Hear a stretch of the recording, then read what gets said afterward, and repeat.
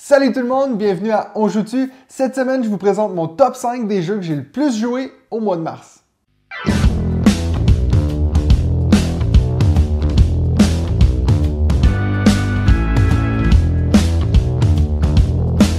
Donc le mois de mars a été un mois assez particulier. Si je le compare, exemple, avec le mois de février, au mois de février, j'avais fait 62 parties de 9 jeux différents. Et au mois de mars, j'ai fait 55 parties, mais de 23 jeux différents. Donc ça a été un mois beaucoup plus diversifié où je faisais peut-être une partie d'un jeu et puis après ça, on passait à autre chose. Le mois passé, le jeu qui avait fini en première position avait été joué 25 fois, alors que ce mois-ci, le jeu en première position a été joué que 6 fois. En plus de ça, il y a 4 positions sur ma liste qui ont des égalités. Donc ça veut dire qu'à la place d'avoir seulement 5 jeux dans mon top 5, on va en avoir 12. Étant donné qu'il y a autant de jeux sur cette liste, ce qu'on va faire, c'est qu'à chaque position, s'il y a une égalité, je vais surtout prendre le temps de parler des jeux que j'ai peut-être pas déjà couverts sur ma chaîne. Et si c'est tous des jeux que j'ai déjà couverts, je vais seulement vous parler de mon préféré. Donc sans plus tarder, regardons qu'est-ce qui se trouve en 5e position.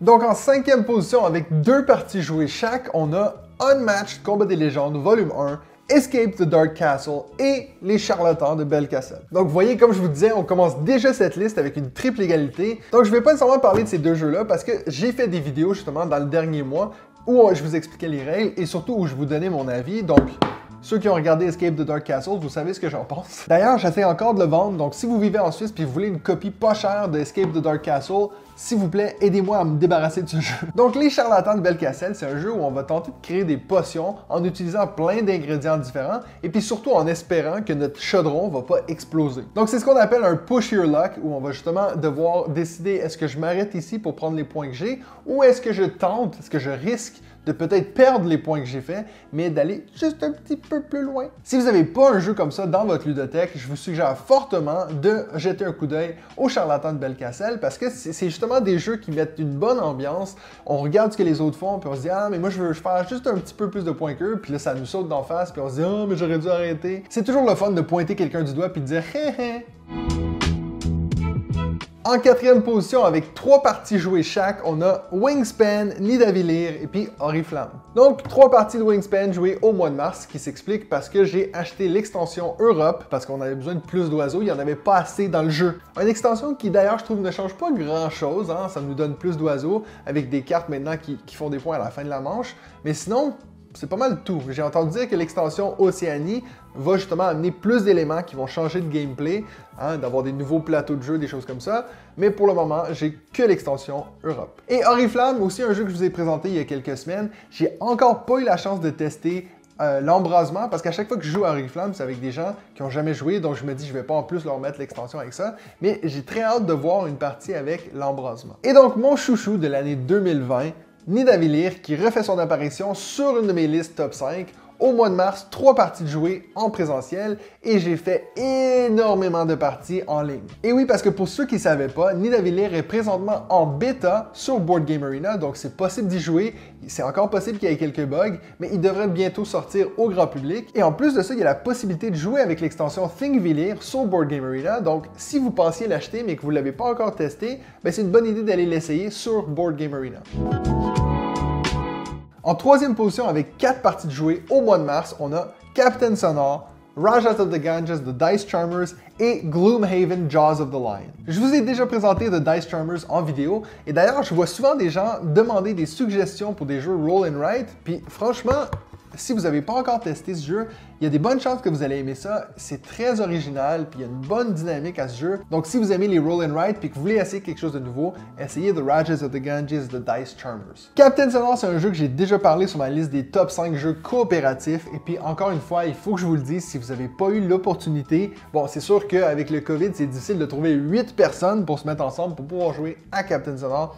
Mais si vous êtes capable de le faire, c'est franchement une des meilleures expériences ludiques que tu peux avoir. On a pu enfin refaire des parties de Captain Sonor avec mon groupe de joueurs parce qu'en Suisse, on peut se retrouver maintenant jusqu'à 10 personnes. Donc, on a fait 4 parties à 6 joueurs et puis franchement, c'est toujours autant de plaisir jouer à ce jeu puis autant de stress. Et malgré le fait que j'ai perdu mes 4 parties de Captain Sonor parce que mon coéquipier détecteur savait pas du tout ce qu'il faisait, ça reste quand même un des meilleurs jeux coopératifs dans ma ludothèque. Et au mois de mars, on a réussi à faire 4 scénarios de Gloomhaven, Jaws of the Lion et puis franchement, ce jeu continue de m'épater. moi qui n'étais pas nécessairement fan de ce genre de jeu, ben je suis in love with Gloomhaven.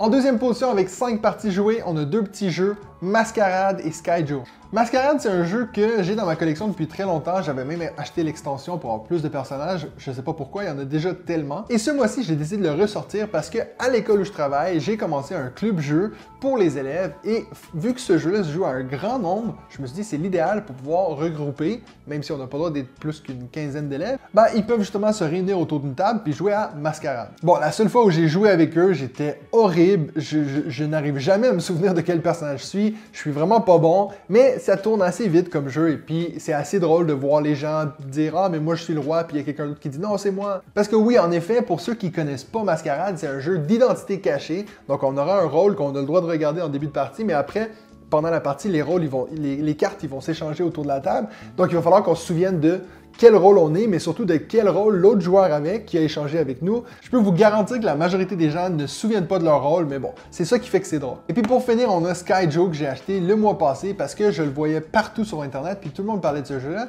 Puis je vous avoue que j'ai été assez déçu. Je trouve qu'il se passe pas grand-chose dans ce jeu-là. C'est vraiment juste du hasard qu'on tourne des cartes. Mais c'est vrai que c'est assez pratique d'avoir un petit jeu comme ça dans sa ludothèque qui est facile à expliquer, qui est facile à sortir, et puis que justement on se casse pas trop la tête. Et puis donc, en première position avec 6 parties jouées au mois de mars, on a It's a Wonderful World. Je vous avoue que c'est assez étrange que It's a Wonderful World soit sur cette liste parce que ça fait, je pense, 3 semaines qu'on n'y a pas joué. Donc les 6 parties qu'on a jouées de It's a Wonderful World viennent de la première semaine du mois de mars. Comme je vous disais, le mois dernier, on commence à avoir fait le tour de It's a Wonderful World, mais justement, on a encore fait quelques parties.